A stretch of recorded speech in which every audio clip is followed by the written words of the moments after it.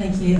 It's been quite helpful this afternoon, and also the earlier keynote speakers, because I feel like a lot of the subjects I'm going to touch on is kind of going to draw together all those different themes.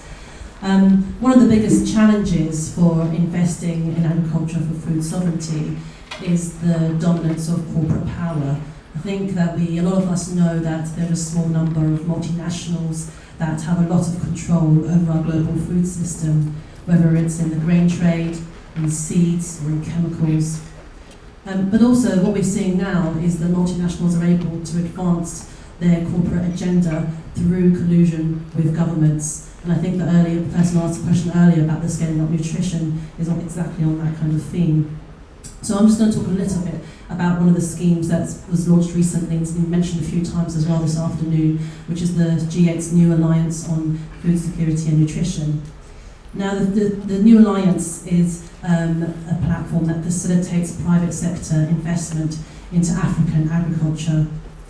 And it has a stated aim of lifting 50 million people out of poverty in Africa in 10 years.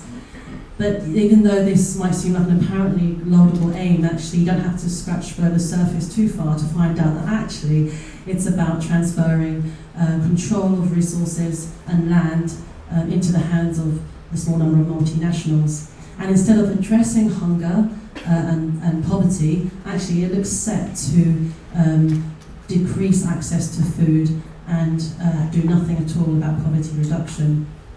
And actually the success indicators are all about increasing private business, and really no metrics there at all about poverty reduction and access to food.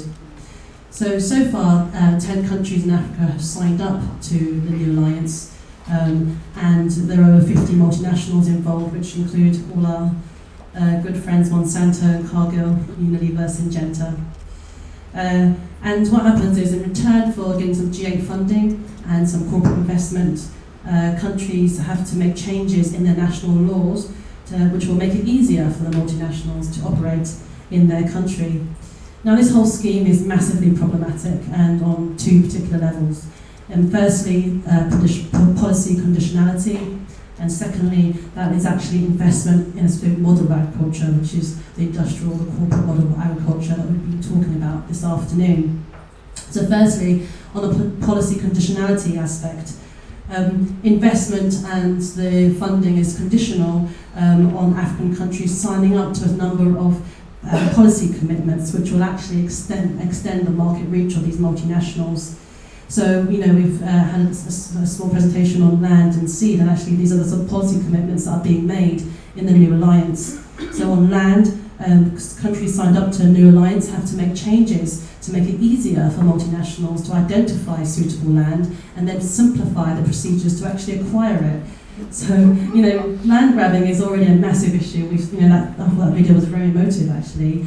And so these kind of policy commitments are going to just open the door for more land grabbing, which, numerous studies have shown dispossess local communities, destroys livelihoods, and actually reduce access to food for local communities.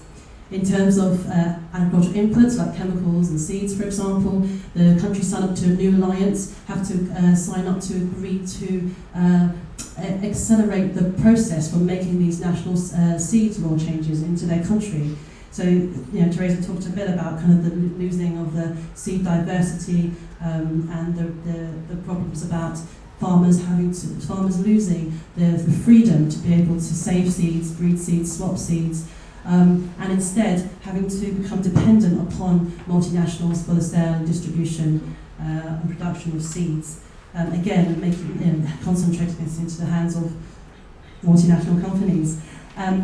And then the second problem of this is what the investment is in. Is actually supporting this corporate model of agriculture. So it's investing in export crops like tobacco, palm oil, crops for biofuels, cereals for animal feed, cassava for alcoholic drinks. So actually this is not the sort of food that African communities are going to eat.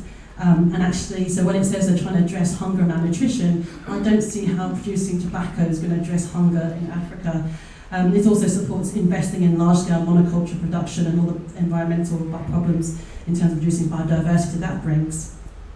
So unfortunately, the New Alliance isn't unique. I think Laura's slide earlier showed all the range of initiatives out there, all with lovely names like agricultural growth corridors and Grow Africa and Agro and so on. But actually, they're all about, even though they've got all these lovely names, actually they're all about the same thing, and that is pushing this same corporate agenda into Africa.